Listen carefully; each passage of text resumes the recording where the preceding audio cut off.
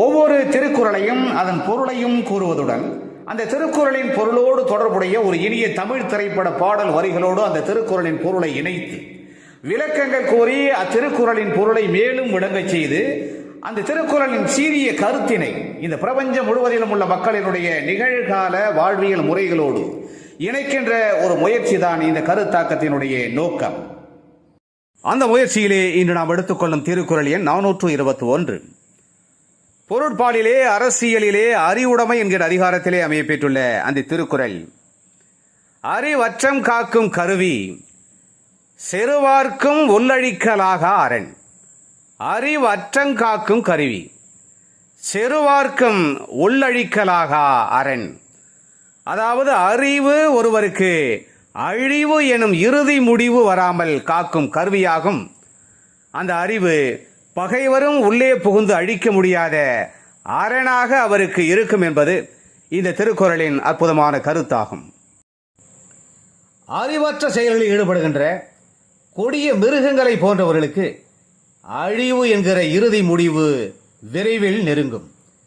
ஆனால் நல்லறிவு உடையவர்களுக்கு அந்த அறிவானது அழிவு என்கிற இறுதி முடிவு வராமல் பாதுகாக்கும் கருவியாகவும் பகைவரும் உள்ளழிக்கல் ஆகாத அரணாகவும் இருக்கும் என்கிற இந்த திருக்குறளின் அற்புதமான கருத்தினை உணர்த்துகிற ஒரு அற்புதமான அருமையான தமிழ் திரைப்பட பாடல் வரிகளை நாம் தேடுகின்ற பொழுது கவிஞர் ஆலங்குடி சோமு இயற்றியிருக்கிற ஒரு சிறப்புமிக்க பாடல் வரிகள் நம் நினைவுக்கு வருகிறது.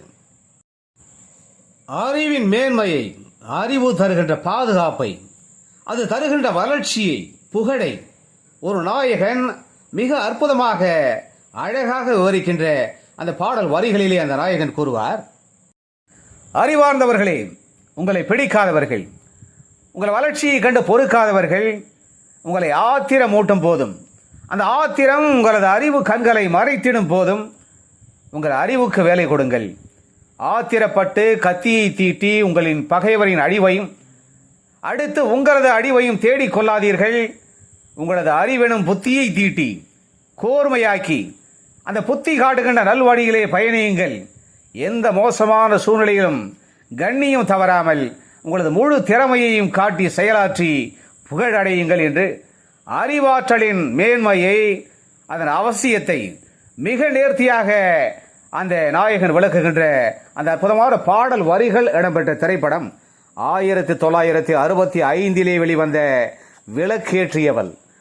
ஆலங்குடி சோமுவின் அந்த அருமையான பாடல் வரிகளுக்கு TR பாப்பா இசையமைத்து TM சௌந்தரராஜன் மிக அழகாக கம்பீரமாக பாடுகின்ற அந்த மேன்மைமிக்க பாடல் வரிகள் இதோ என் குரலில் உங்களுக்காக. ஆத்திரம் கண்ணை மறைத்திடும் போது அறிவுக்கு வேலை கொடு.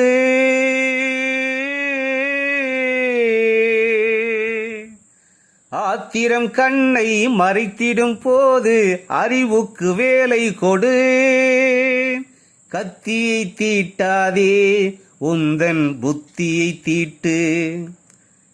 கண்ணியம் தவறாதே அதிலே திறமையை காட்டு. கத்தியை தீட்டாதே உந்தன் புத்தியை தீட்டு. கண்ணியம் தவறாதே அதிலே திறமையை காட்டு. எனவே அறிவு என்கின்ற ஆற்றல் ஒருவருக்கு அழிவு என்கின்ற இறுதி முடிவு வராமல் காக்கும் கருவியாக இருக்கும். அந்த அறிவு பகைவரும் உள்ளே புகுந்து அழிக்க முடியாத அரணாக அவருடன் நீண்டு நிலைத்திருக்கும் என்கிற இந்த திருக்குறளின் அற்புதமான கருத்தினை சிறப்பாக தெளிவாக அறிந்து உணர்ந்து அறிவுடைமையை பெற்று வாழ்விலே புகழையும் சிறப்பையும் பெறுவோம். மீண்டும் ஒரு இனிய திருக்குறள் எண் 422 அந்த திருக்குறளின் பொருளோடு தொடர்புடைய இனியதொரு தமிழ் திரைப்பட பாடல் வரிகளோடு நாம் விரைவிலே மீண்டும் சந்திக்கலாம். அதுவரை அன்பு வணக்கம் கூறி விடை பெற்றுக் கொள்வது உங்களுடைய அன்பு ஆராய்ச்சியாளன் முனைவர் கா. சிவசங்கர். மீண்டும் சந்திப்போம். நன்றி, வணக்கம்.